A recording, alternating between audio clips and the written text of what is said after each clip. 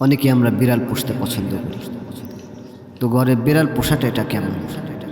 ভাইরা আমার, ঘরে বিড়াল পোষা, আমরা জানি নবী করিম সাল্লাল্লাহু আলাইহি ওয়াসাল্লামের একজন সাহাবী ছিলেন হযরত আবু হুরায়রা রাদিয়াল্লাহু তাআলা আনহু।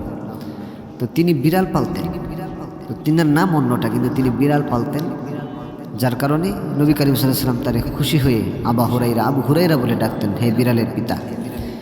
তো বিড়াল নবী করিম সাল্লাল্লাহু আলাইহি ওয়াসাল্লাম পছন্দ করতেন। আর সাহাবীরা যখন একটি কাজ করলো, এটা যখন নবী পছন্দ করলো, আমরা মনে রাখবো নবীর কোনো কিছুই নিজের ইচ্ছায় না।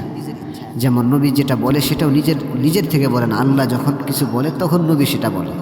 তো কাজেই যেহেতু নবী করিম সাল্লাল্লাহু আলাইহি ওয়াসাল্লাম বিড়ালকে পছন্দ করেছেন, এটা বলা যায় যে যেহেতু নবী পছন্দ করেছেন তার মানে এটা আল্লাহরও পছন্দনীয় জিনিস।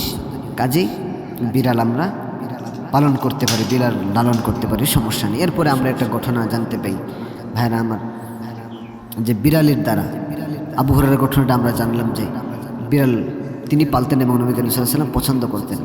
এবং বিড়াল ঘরে থাকার দ্বারা অনেক সমস্যা থেকেও বাঁচা যায়, অনেক বিপদ আপদ থেকেও হেফাজত পাওয়া যায়। এবং বিড়ালের মাধ্যমে আল্লাহ পাক রব্বুল আলামিন আমাদের বিড়ালের শরীরটা এমনভাবে তৈরি যে আমাদের শরীর থেকে তারা রোগ টানতে পারে। আমাদের শরীরে বিভিন্ন রোগ এগুলো মানে বিড়াল টানতে পারে, বিড়াল শোষণ করে নেয়। কাজে আমরা বিড়াল পালতে পারি। এরপর আমাদের ঘরের যে মানে আমরা খেয়ে যে এঁটোগুলো বেঁচে যায় সেগুলো আমরা এদিক সেদিক না ফেলে আমরা বিড়ালকে খাওয়াতে পারি। আমাদের ওই জিনিসগুলো আমাদের কাজে লেগে যায় বাইরে আমার। এরপরে বিড়াল যখন ঘরে থাকে তখন ঘরের মধ্যে কোনো বিষাক্ত প্রাণী প্রবেশ করতে পারে না। দেখবেন যে আপনার চোখে যেটা না পড়ে ওইটা কিন্তু বিড়ালের চোখে ঠিকই পড়ে যায়। যেমন আমি আমার একটা ঘটনা বলি, আমি আমার মসজিদে একটি বিড়াল পালি, বিড়াল আছে।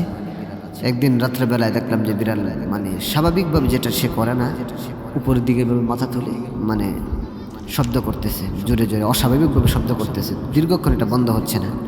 আমি ভয় পেলাম যে হঠাৎ করে এরকম তো কখনো করে না। তখন ও একদিকে ফিরে সে শুধু বারবার শব্দ করছে, অস্বাভাবিক আওয়াজ করছে।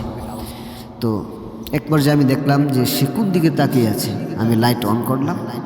লাইট অন করার পর লাইট অফ আমি দেখি না, কিন্তু বিড়াল ঠিকই দেখতেছে। তাদের চোখ খুব পাওয়ারফুল হয়, অন্ধকারেও তারা মোটামুটি দেখতে পায়।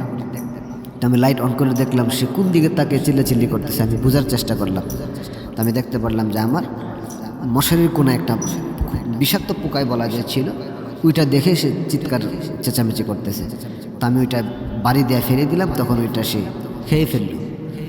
দেখলাম যে তার চিল্লাচিল্লি বন্ধ হয়ে গেল। এই যে আমি বুঝতে পারলাম যে না, বিড়াল রাসূল সাল্লাল্লাহু আলাইহি ওয়াসাল্লাম কেন পছন্দ করেছেন। আসলে এটা আমাদের জন্য উপকারী জিনিস। কাজেই আমরা বিড়াল পালন করতে পারি, বিড়াল আমরা পালতে পারি।